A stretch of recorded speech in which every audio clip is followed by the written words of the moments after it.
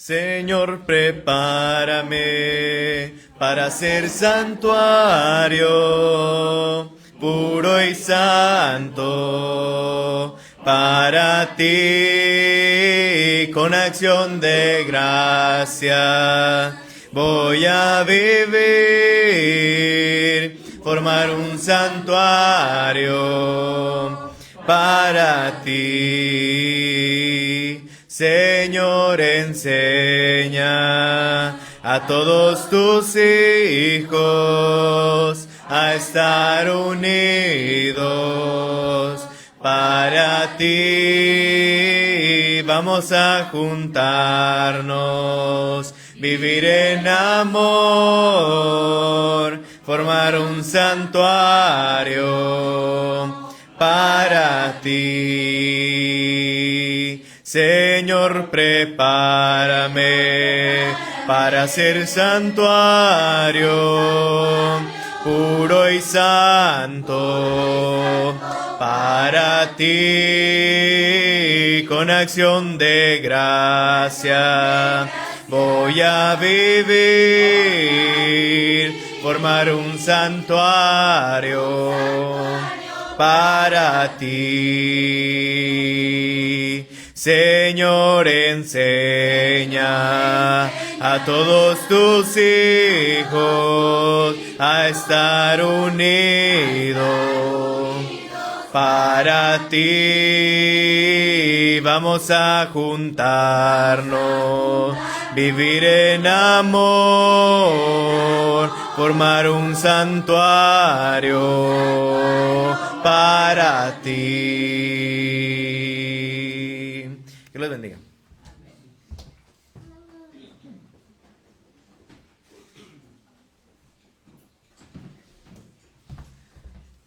Buenas tardes, hermanos.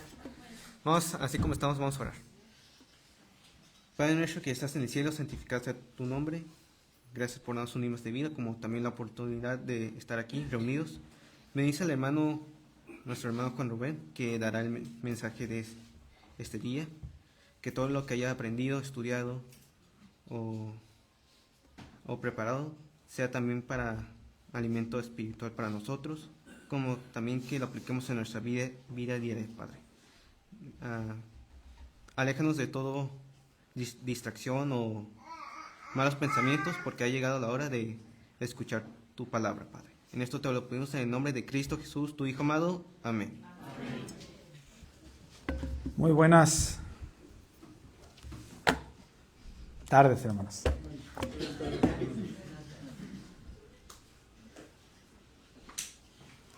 Dios los bendiga a todos. Qué bueno que nos hemos dado cita nuevamente aquí en este lugar, en este edificio donde la Iglesia de Cristo se reúne. Hay, como dijo nuestro hermano Jesús, hay en otros lugares, en otras ciudades que también este primer de la semana se están reuniendo, o ya se reunieron, o ya terminaron, pero con el mismo fin, de adorar a nuestro Padre Celestial y también de participar de este sacrificio que hizo nuestro Señor Jesucristo por cada uno de nosotros. Hermanos, seguimos con la serie de temas que nuestro hermano Jesús nos ha dado para este mes. Quiero que vayamos primero a la cita, allá en primera carta de Tesalonicenses, capítulo 5, versículos 9 al 11. Ahí también se va a proyectar aquí en el proyector, lo van a poner, pero si usted lo puede buscar, búsquelo en su Biblia. Primera de Tesalonicenses, capítulo 5, versículo 9 al 11. Dice de la siguiente manera: porque no nos ha puesto Dios para ira, sino para alcanzar salvación, por medio de nuestro Señor Jesucristo, quien murió por nosotros, para que ya sea que velemos o que durmamos, vivamos juntamente con Él. Por lo cual, animaos unos a otros y edificaos unos a otros, así como lo hacéis. Durante este mes, hermanos, en este mes de noviembre, hemos meditado en cómo Dios fortalece al cristiano en medio de su debilidad. Vimos que Dios fortalece al cristiano debilitado, que Él es fiel a permanecer la obra, a perfeccionar, la obra que comenzó, y que la perseverancia de nuestra fe no depende de nuestras fuerzas, sino de la gracia de Dios. Ahora, hermanos, el tema que me compete a mí exponer, llegamos a un aspecto fundamental. ¿Cuál es la unidad de la iglesia? El título del tema se llama La iglesia basa su unidad en el poder de Cristo. La iglesia basa su unidad en el poder de Cristo. Entonces, este aspecto fundamental es la unidad de la iglesia. En tiempos, hermanos, en tiempos de debilidad, en tiempos de dificultad o en tiempos de prueba, la iglesia solo puede mantenerse firme cuando entiende que su verdadera unidad no se basa en gustos personales, en tradiciones, ni en líderes humanos, sino en esto, hermanos, sino en el poder salvador de Cristo y en su obra consumada en la cruz, o en su obra redentora, cuando Él se sacrificó en la cruz para que nosotros tuviéramos entrada con nuestro Padre Celestial. En el contexto, hermanos, de la carta, en la cita que le he leído, la iglesia de Tesalónica pasaba por dificultades, pasaba por persecución y pasaba por confusión sobre la venida de Cristo. Eso es lo que pasaba la iglesia en Tesalónica. Pablo les escribe para fortalecer su fe y mantenerlos unidos en esperanza. Pablo escribe a la iglesia de Tesalónica para recordarles quiénes son en Cristo, qué hizo Cristo por ellos y cómo deben vivir juntos mientras esperan su venida. Ese es el contexto, por qué Pablo les escribe a los hermanos en Tesalónica. Y sobre eso, hermanos, vamos a ver unos cuantos puntos el día de hoy.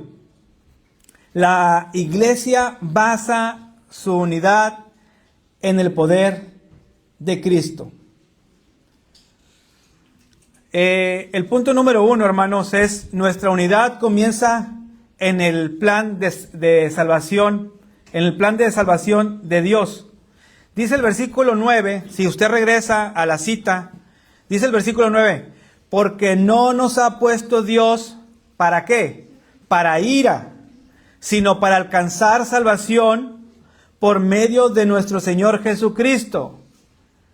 Dios, dice, no nos ha puesto Dios para ira, sino para alcanzar, para que usted y yo alcancemos salvación. ¿Por medio de quién? Por medio de nuestro Señor Jesucristo. No todos estábamos unidos antes de Cristo, hermanos. Esa es la realidad.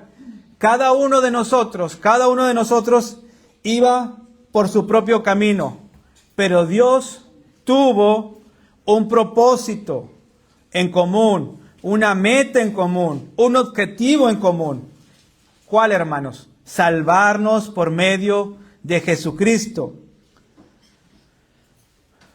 Lo que nos une a usted y a mí no es la edad. Estamos aquí no porque nos una la misma edad.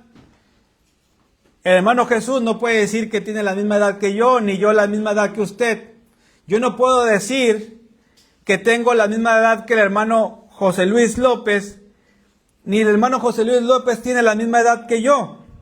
No nos une eso. No nos une la cultura o el nivel social. no nos une aquí porque todos seamos ricos, ni porque todos seamos pobres. Esa es la realidad. Sino la salvación nos une, la salvación que todos hemos recibido en Cristo, hermanos. Por eso es que estamos aquí.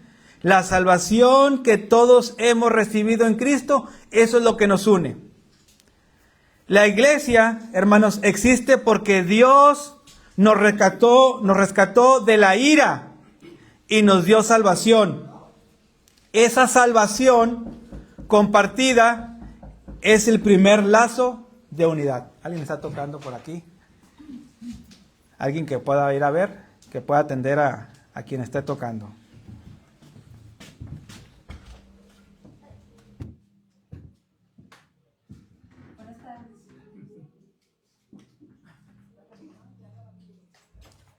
Ay, sí, ciérrale, hermano José Luis. Con una persona que atienda allá afuera porque a lo mejor dejamos un carro mal estacionado o algo por el estilo.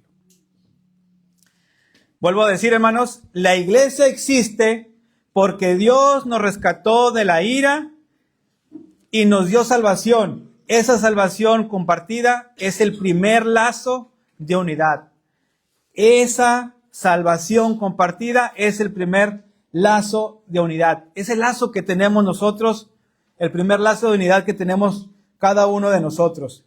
Miren, hermanos, si vamos a la Biblia, allá en Hechos capítulo 2, los primeros cristianos en Hechos capítulo 2 eran de diferentes lugares. Pero Dios dice en la Escritura que perseveraban unánimes porque todos habían sido alcanzados por la salvación en Cristo. Si vamos a Hechos capítulo 2, versículo 42 al 47, dice de la siguiente manera: y perseveraban en la doctrina de los apóstoles, en la comunión unos con otros, y en el partimiento del pan y en las oraciones. Y sobrevino temor a toda persona, y muchas maravillas y señales eran hechas por los apóstoles. Dice el versículo 44, todos los que habían creído estaban juntos y tenían en común todas las cosas, y vendían sus propiedades y sus bienes y los repartían a todos según la necesidad de cada uno, y perseverando unánimes cada día en el templo y partiendo el pan en las casas, comían juntos con alegría y sencillez de corazón, alabando a Dios y teniendo favor con todo el pueblo. Y el Señor añadía cada día a la iglesia los que habían de ser salvos. Hermanos, como ejemplo cotidiano, por decir en una familia, puede haber diferencias, o hay diferencias de carácter. O les pregunto, ¿todos somos iguales? ¿Todos tenemos el mismo carácter en la familia? No, no todos tenemos el mismo carácter. Tenemos diferentes caracteres. Pero lo que los mantiene unidos es algo en esa familia. ¿Qué es? El lazo sanguíneo, el lazo de sangre. En la iglesia, hermanos, el lazo más fuerte, ¿cuál viene siendo? La sangre de Cristo. Ese viene siendo para nosotros. En la iglesia, el lazo más fuerte es la sangre de Cristo. Punto número 2, hermanos. ¿Por qué la iglesia basa su unidad en el poder de Cristo? El sacrificio de Cristo, hermanos, el sacrificio de Cristo es el fundamento de nuestra comunión.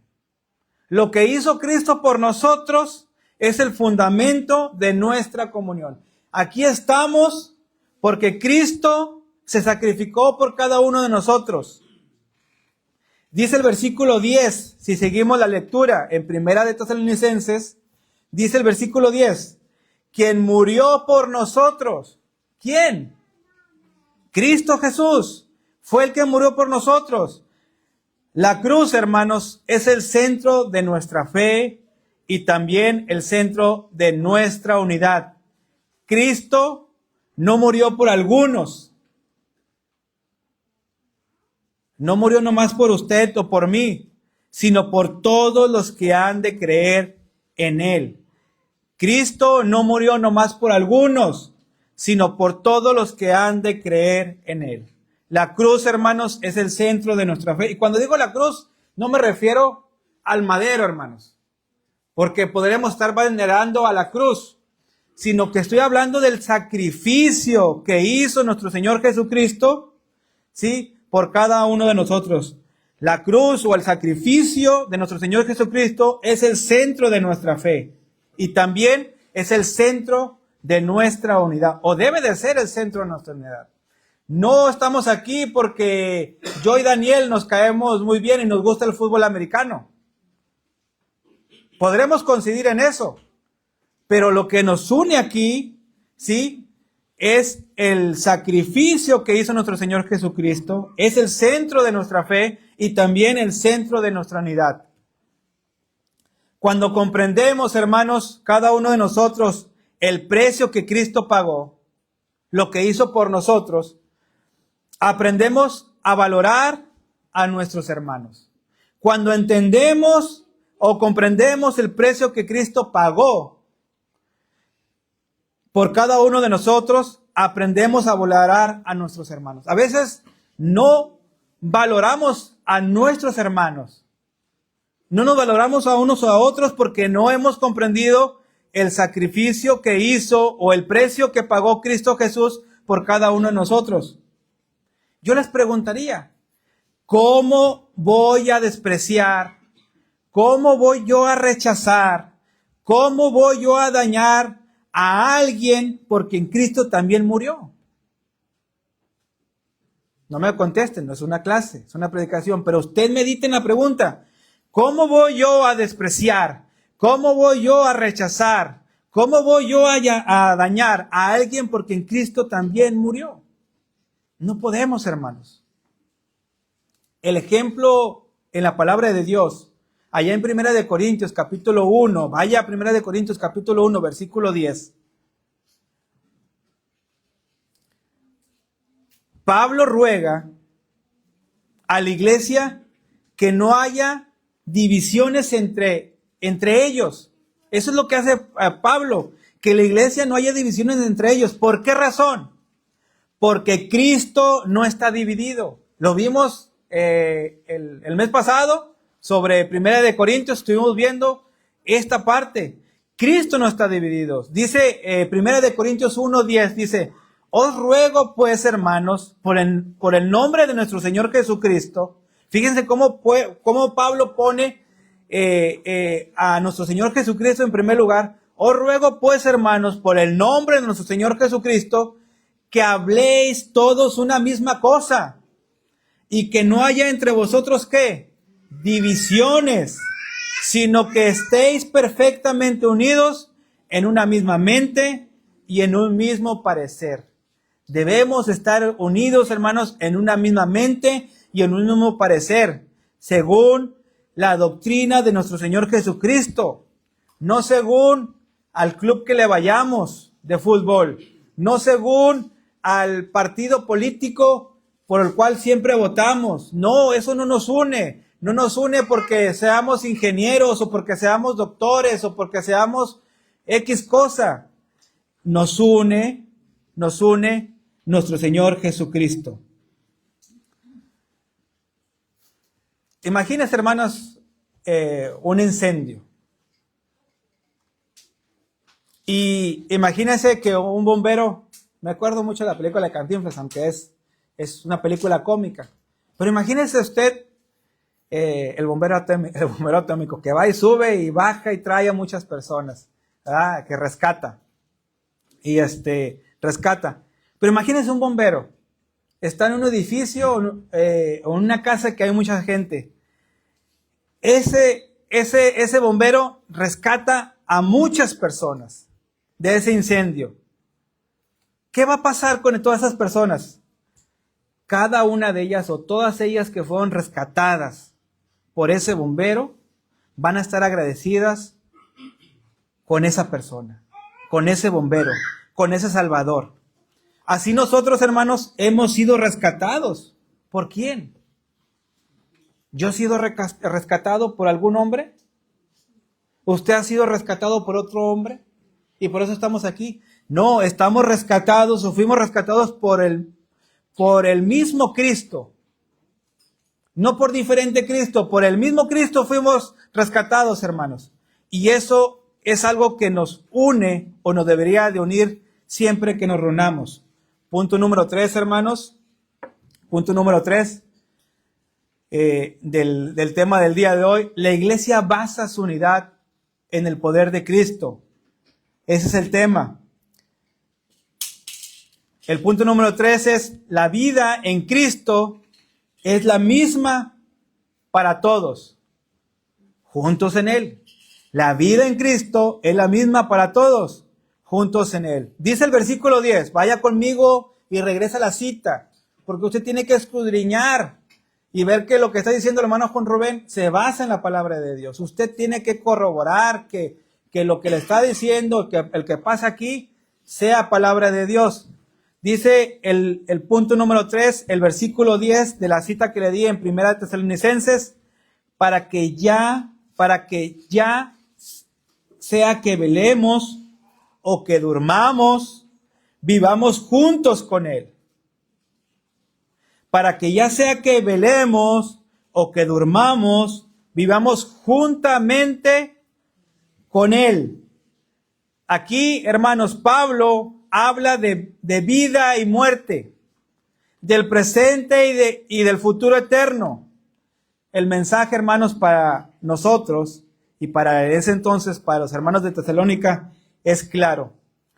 Todos los cristianos, vivos o muertos, pertenecemos a Cristo y vivimos juntos en Él. Todos los cristianos vivos, estamos vivos, pero hay muchos hermanos cristianos que ya fallecieron, que ya no están con nosotros. Pertenecen a Cristo y vivimos juntos en Él. Eso significa, hermanos, que la iglesia es una familia eterna. Somos un grupo, no somos un grupo temporal. No crea que usted, en este tiempo, estamos aquí 5 años, 10 años, 20 años, 60 años. Vamos a estar aquí y de repente ya no nos vamos a ver. No piense eso. La iglesia, hermanos, es eterna. ¿Sí? Eso significa que la iglesia es una familia eterna. No somos un grupo temporal. Somos un cuerpo que está unido por la eternidad. Si vamos a vivir juntos en la eternidad, yo le pregunto, ¿vamos a vivir juntos en la eternidad? Yo lo creo. ¿Usted lo cree? Yo creo que sí, también lo cree. Vamos a vivir juntos en la eternidad. Si vamos a vivir entonces juntos en la eternidad, debemos aprender a caminar juntos en esta tierra. Tendremos o debemos aprender a caminar juntos en esta tierra. Fíjense cómo lo dice cómo lo dice Jesús mismo allá en Juan, capítulo 15, versículo 5. Juan 15, 5 dice: yo soy la vid y vosotros los pámpanos. El que permanece en mí y yo en él, este lleva mucho fruto, porque separados de mí, nada podéis hacer. Todos, hermanos, estamos conectados a la misma vid. Por lo tanto, estamos conectados entre nosotros. No sé mucho de construcciones. Aquí el hermano José Luis acaba de salir, pero aquellos que saben de construcción, a lo mejor me entenderán muy bien. Todos hemos visto los ladrillos. Hay casas que se construyen de ladrillos. La casa de mi madre está construida con ladrillos. ¿Sí? Los ladrillos de una casa son distintos. No todos son iguales, son distintos. Pero todos están, hermanos, sostenidos por el mismo fundamento y unidos con el mismo cemento. Todos. En un tiempo la casa de mamá se miraban los ladrillos y se miraba el cemento, entre ellos cómo iban unidos. Ya después se enjarró, ya no se ven, pero es una casa que está hecho con ladrillos. Así Cristo es nuestro fundamento, hermanos, para nosotros y nuestro vínculo. Punto número 4, hermanos. El último, punto número 4, sobre este día, la iglesia basa su unidad en el poder de Cristo. La unidad, hermanos, también se fortalece cuando nos animamos y edificamos unos a otros. La unidad se fortalece cuando nos animamos y edificamos unos a otros. Si regresamos otra vez a la cita inicial, en el versículo 11, el último versículo, dice de la siguiente manera: por lo cual, animaos unos a otros. Fíjense cómo le dice Pablo a los tesalonicenses, y después llévela a usted o a nuestro tiempo, si debemos de hacerlo o no debemos decirlo. Podemos decir y decir, no, pues era para los tesalonicenses nomás. Pero fíjese cómo se los dice y cómo aplica a hoy en nuestros días. Por lo cual, animaos unos a otros y edificaos unos a otros, así como lo hacéis. La unidad, hermanos, no es en automático o no es automática. Se trabaja todos los días. Todos los días, cada día debemos estar trabajando para que haya unidad entre nosotros. Pablo da dos instrucciones claras. Una de ellas, hermanos, la primera es: animaos unos a otros. Debemos de animarnos unos a otros. ¿Qué significa esto, hermanos? Dar palabras de aliento en tiempos de debilidad. A veces ahorita estamos aquí. Estamos este grupo de hermanos, de cristianos, que es la iglesia. Y de repente, el siguiente domingo, ve al hermano Juan Rubén, pero al siguiente domingo ya no lo ve. Y al otro domingo ya no ve al hermano Juan Rubén. Y después vuelve a venir el hermano Juan Rubén. ¿Qué tenemos que hacer con el hermano Juan Rubén? ¿O qué tenemos que hacer con ese hermano? Debemos de animarnos, dar palabras de aliento en tiempos de debilidad. A veces podemos ubicarnos cuando un hermano se está enfriando, cuando una hermana se está enfriando. Y a veces podemos estar aquí, pero no estamos aquí. Y ahí es cuando la palabra de Dios nos dice: animaos unos a otros. Dar palabras de aliento en tiempos de debilidad.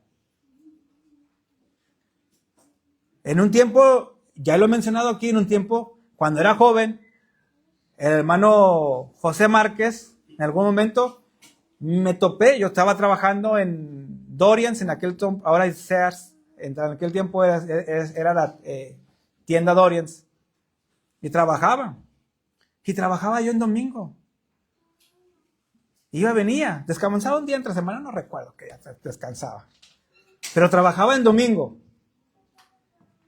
Y el hermano José me topó con su familia en alguna ocasión. Iba bajando yo las escaleras eléctricas, ellos iban subiendo a la tienda. Creo que era un sábado.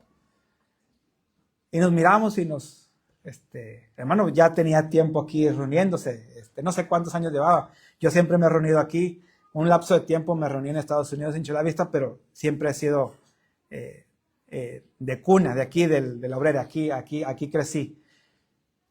Y me vio y nos vimos en la escalera, nos saludamos y nos dijimos, y el hermano que hizo en pocas palabras es animarme. Hermano, se te extraña. ¿Dónde has estado?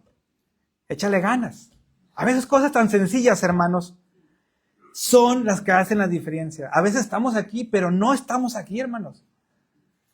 Y tenemos que identificar a nuestros hermanos. ¿Cómo podemos identificar cuando un hermano no está aquí? Está, pero no está aquí. ¿Cómo podemos identificarlo? Bueno, cuando a veces hay cierta actividad, cierta participación en algo dentro de la iglesia, y se le invita al hermano o se le invita a la hermana, y a veces dice, hermano, no, ahorita no puedo. ¿Está bien? Pero se le dice otra vez, hermano, ¿me ayuda con aquello? No, hermano, ahorita no puedo. Y otra vez le dice, hermana, ¿me ayuda con aquello? No puedo. Entonces, ¿qué estamos viendo? Podemos ver que el hermano se está enfriando. Por alguna razón, el hermano no está participando en las cosas de Dios, en las cosas que nos debe de interesar. Hay muchas cosas que nos interesan a todos, pero en la parte espiritual, hermanos, nos debemos de interesar unos a otros. Por eso Pablo le dice a los tesalonicenses, animaos unos a otros, animaos unos a otros, dar palabras de aliento en tiempos de debilidad. Y también dice, edificaos unos a otros, ayudar al crecimiento espiritual de mis hermanos. No todos tenemos el mismo crecimiento espiritual, hermanos, y debemos de apoyarnos. A lo mejor el hermano batalla en cierto tema, con cierta situación, y hay que enseñarle. Es lo que hace el hermano Jesús con toda la iglesia cuando prepara los temas. El hermano está viendo por la necesidad de la iglesia. Y los que participamos y nos apuntamos tenemos que ver cómo hacer para que la iglesia pueda comprender que debe salir usted de aquí edificada. Usted debe salir de aquí edificado. Yo le podría contar chistes, aunque no soy muy bueno. Le podría contar historias, pero a lo mejor no soy muy bueno haciéndolo. Lo podría entretener en este tiempo, en esta media hora, en esos 35 minutos, 40 minutos los podría entretener, sí. Pero no es el punto, hermanos. El punto es salir de este lugar edificados, seguir creciendo de forma espiritual.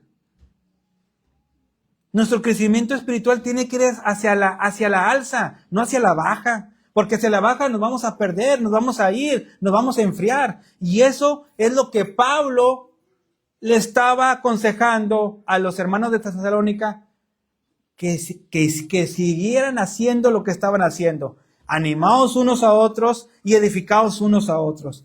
En una iglesia donde hay ánimo y edificación, hermanos, hay unidad. Es el punto del tema del día de hoy, la unidad. ¿La unidad en qué, hermanos? La unidad en el poder de Cristo. No la unidad en el poder del hermano Jesús Campos, ni en la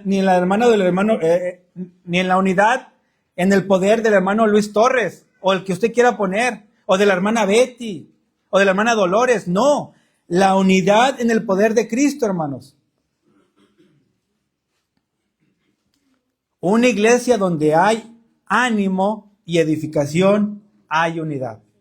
Y lo hemos visto últimamente, hermanos. Hemos pasado y hemos estado unidos. Hemos trabajado unidos en las diferentes actividades que hemos tenido dentro como fuera. Cuando digo fuera, es cuando hemos participado con otras iglesias locales de aquí de Tijuana, de Rosarito, de Tecate.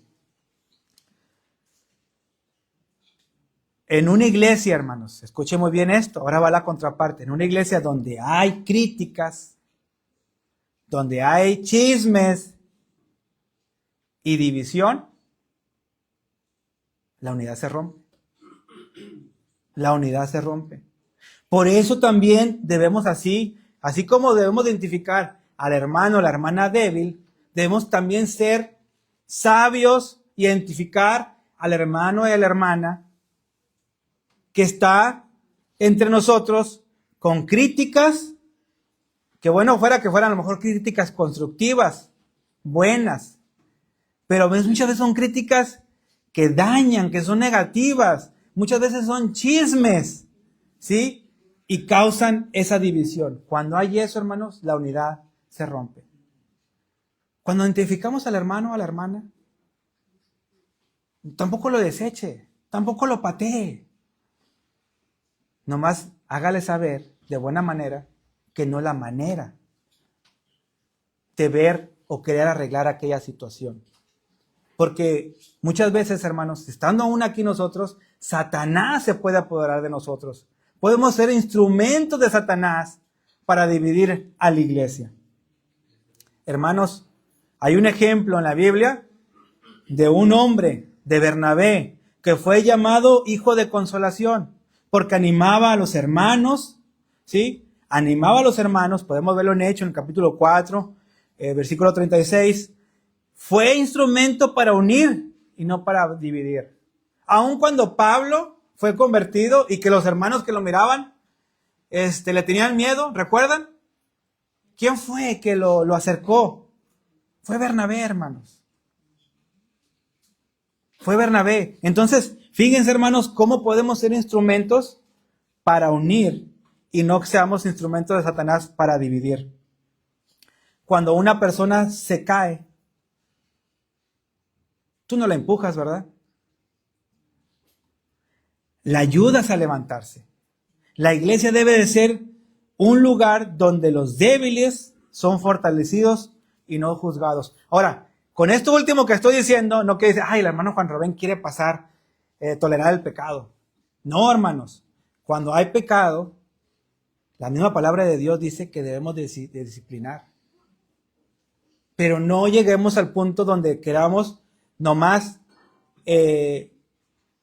juzgarlos, y como lo hacían en tiempos de primeros años de la nación de Estados Unidos, quemaban a los afroamericanos, los quemaban vivos, ¿sí? Por discriminación. Y a veces queremos hacer eso con nuestros hermanos que han pecado. Los queremos meter a la hoguera, al fuego. Y tenemos que ayudarlos a decirle que están en pecado. Miren, hermanos, el ejemplo para que esto que les estoy diciendo a lo mejor se los he repetido en otras ocasiones, pero el ejemplo donde nuestro mismo Señor Jesús lo tientan y lo hacen ver que esta situación que les estoy explicando, que muchas veces caemos en esta situación de querer condenar al hermano cuando está pecando, en vez de ayudarlo, de decir, hermano, sí estás en pecado, pero debes de corregir tu vida, ¿sí? Vas a estar en disciplina. Dios ha dicho que eso que acabas de hacer es pecado. Tienes que cambiar. Y el hermano, si quiere estar bien delante de Dios, va a cambiar, va a reconocer. Pero miren, hermanos, ¿cómo debemos nosotros actuar? Nuestro Señor Jesucristo, ¿se acuerdan de la mujer adúltera? Dice por ahí, y Jesús, dice en Juan capítulo 8, versículo 1, y Jesús se fue al monte de los olivos y por la mañana volvió al templo y todo el pueblo vino a él y sentado él le enseñaba. Entonces los escribas, fíjense, y los fariseos le trajeron una mujer sorprendida en adulterio y poniéndola en medio, le dijeron, maestro, esta mujer ha sido sorprendida en el acto mismo de adulterio y en la ley nos mandó Moisés a apedrear tales mujeres. Tú pues, ¿qué dices? Ya veo cómo se estaban relamiendo los bigotes, ¿no? Los escribas y los fariseos. Tú pues, ¿qué dices? Mas estos decían tentándole para poder acusarle, pero Jesús, inclinado hacia el suelo, escribía en tierra con el dedo. Y como insistieran en preguntarle, se enderezó y les dijo, el que de vosotros esté sin pecado, sea el primero en arrojar la primera piedra contra ella. Y inclinándose de nuevo, o sea, nuestro Señor Jesús, inclinándose de nuevo hacia el suelo, siguió escribiendo en tierra.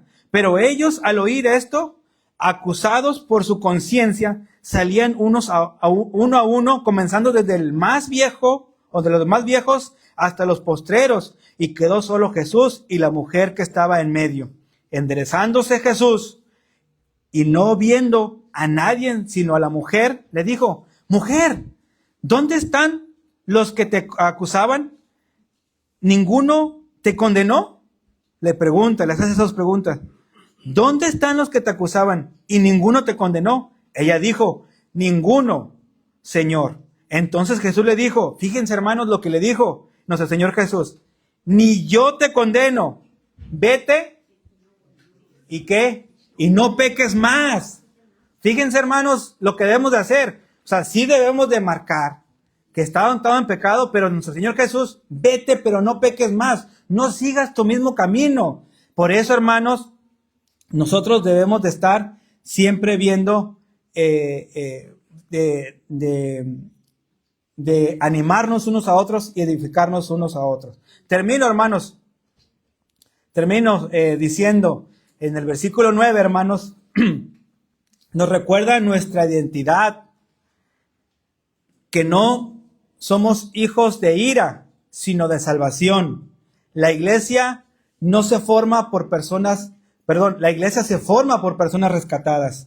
En el versículo 10, hermanos, Cristo murió para garantizar que vivamos con Él eternamente. Su sacrificio, hermanos, es la base de toda comunión cristiana.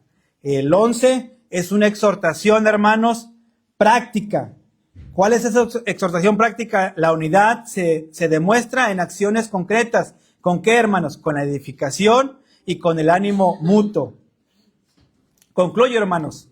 La iglesia no está unida por programas sociales como lo hace el gobierno, o por programas que podamos aquí poner para decir, vamos a mantener juntos, vamos a dar despensas aquí, despensas allá, y después bolsas de ropa, y ropas por aquí, ropa por allá, y ahora vamos a dar juguetes y todo. La iglesia no está unida por eso, hermanos. ¿Sí? La iglesia no está unida por programas, ni por edificios. El edificio más grande y tiene una cancha de básquetbol para que juegue Luna, GU, y una cancha de fútbol para que juegue Emiliano y el Güerito. No es para eso, hermanos. No, tampoco es por el edificio o por tradiciones. Es que yo celebro el Halloween y yo la Navidad y yo el Día de Muertos y yo el 5 de mayo y yo el 16 de septiembre. Y no nos une eso, hermanos. No nos une esa parte. La iglesia está unida, hermanos, por el poder de Cristo, por su sacrificio en la cruz y por la salvación que nos ha dado. Hemos sido salvos gracias a su sacrificio en la cruz, hermanos. En nuestra debilidad, hermanos, Él nos da fortaleza, y en nuestra diversidad, Él nos da unidad. Usted y yo podemos ser diferentes. Usted puede ser más alto que yo. Usted puede ser más delgado que yo. Usted le puede ir a las Chivas y usted le puede ir a la América, pero eso no nos une. No nos une. No, Él nos da unidad, o estamos unidos por el sacrificio en la cruz y por la salvación que Él nos ha dado. Dice Efesios 4:4 en adelante: un cuerpo y un espíritu, como fuisteis también llamados en una misma esperanza de nuestra vocación. Hermanos, siempre un Señor, una fe y un bautismo, y un Dios y Padre de todos, el cual es sobre todos y por todos y en todos. Hoy Dios nos llama, hermanos, a recordar que todos fuimos salvados por su gracia. Hoy Dios nos llama a honrar el sacrificio de Cristo. Hoy Dios nos llama a caminar como un solo cuerpo. Hoy Dios nos llama a animarnos, a edificarnos mutuamente. En cada uno de nosotros, que cada uno de nosotros, hermanos, tanto usted como yo, seamos instrumentos de unidad y de fortaleza dentro de la iglesia. Solícitos, hermanos, en guardar la unidad del Espíritu en el vínculo de la paz. Hermanos, Dios los bendiga. Iglesia de Cristo, reanima tu amor y sigue la senda que Cristo trazó. Anuncia constante con fe y con valor el santo evangelio que Cristo enseñó. Iglesia de Cristo, sé fiel al Señor, y por todo el mundo en la comisión. Conduce a las almas al buen Salvador. Todo el que creyere tendrá salvación. Conserva de Cristo la antorcha de luz y sigue alumbrando con fe y con tesón. Enseña a las gentes que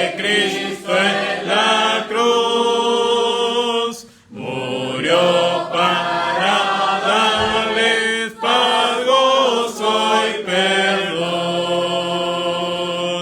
Unidos en Cristo y en su santo amor, con fe primitiva se enseña y fervor. Una fe, un bautismo y un solo Señor, un solo